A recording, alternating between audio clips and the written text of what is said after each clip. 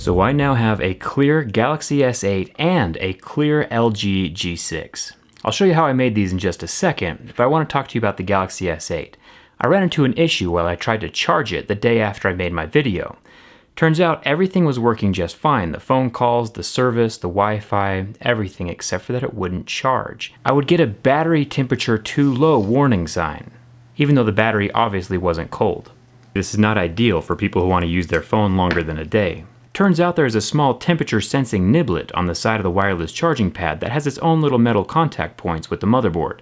I used some scissors to cut through the hard plastic around those contact pads, and I also cut through the wireless charging loops, leaving just two plastic screw holes, the golden contact pads, and the niblet itself. Once I screwed this small segment back into the motherboard, I was able to charge and function like normal again. So if you do mess this part up, you can sometimes get replacement wireless charging coils on eBay for about $10 or $20.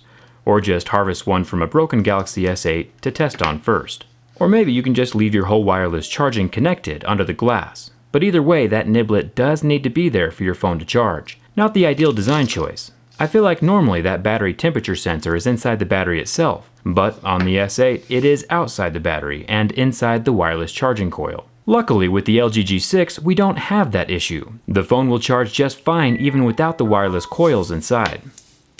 Now let me show you what the LG G6 looks like when you strip off that outer color. Just like with every glued shut glass-backed phone, we have to use some heat to soften the adhesive under the glass. I don't personally have a hairdryer, so I just use my heat gun. Then I slip my thin metal pry tool between the glass and the frame.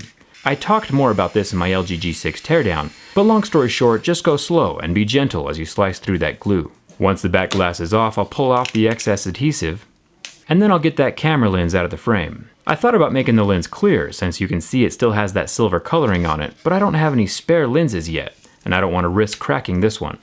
So I just pulled the whole frame out.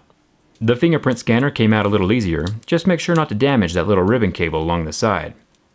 Now as far as the back panel goes, the color is on the underside of the glass, just like it was with the S8. It took a second to find the starting point, digging through the color until I could get a grip on it and pull it off in one massive chunk.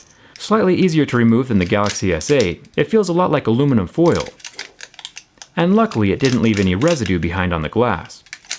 The back of the phone still is Gorilla Glass 5, so it should be pretty shatter resistant.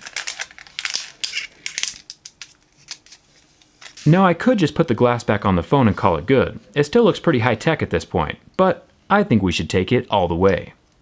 There are 11 screws holding down that wireless charging and back plastics. I'll pop off the wireless charging. It doesn't look like this one has any temperature sensing niblets attached to it, so we should be just fine without it. I'll check in a second. The loudspeaker plastics can be popped off as well, and just like with the S8, we don't need all of it, just the speaker section with its golden contact pads.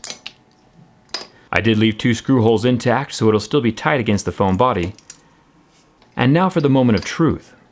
It still charges without the wireless charging in place.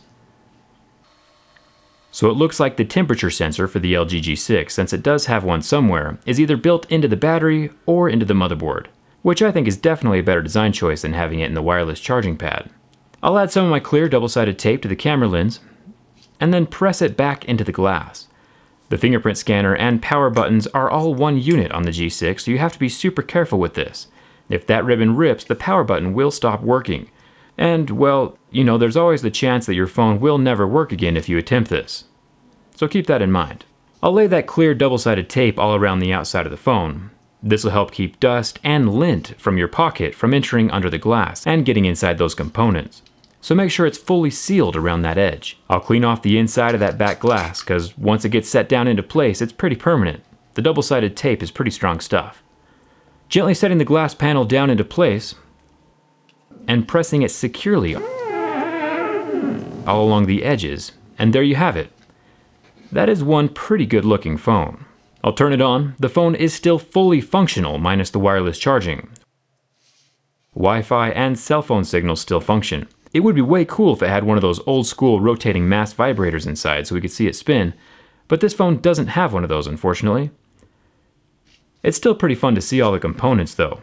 If you notice, I did screw all of my screws back into the holes they came from, even without that back plastic. Just be careful not to go too far because they do push through into the back of the LCD and can create pressure points. I think both phones look pretty awesome. So if you had to pick between the Galaxy S8 and the LG G6, which one do you think looks cooler on the inside? My Instagram followers got a sneak preview of this project before the video actually went live on YouTube. So come follow me over there if you're into that kind of stuff. And let me know if there's any other phones you want to see clear versions of down in the comments. Thanks a ton for watching. I'll see you around.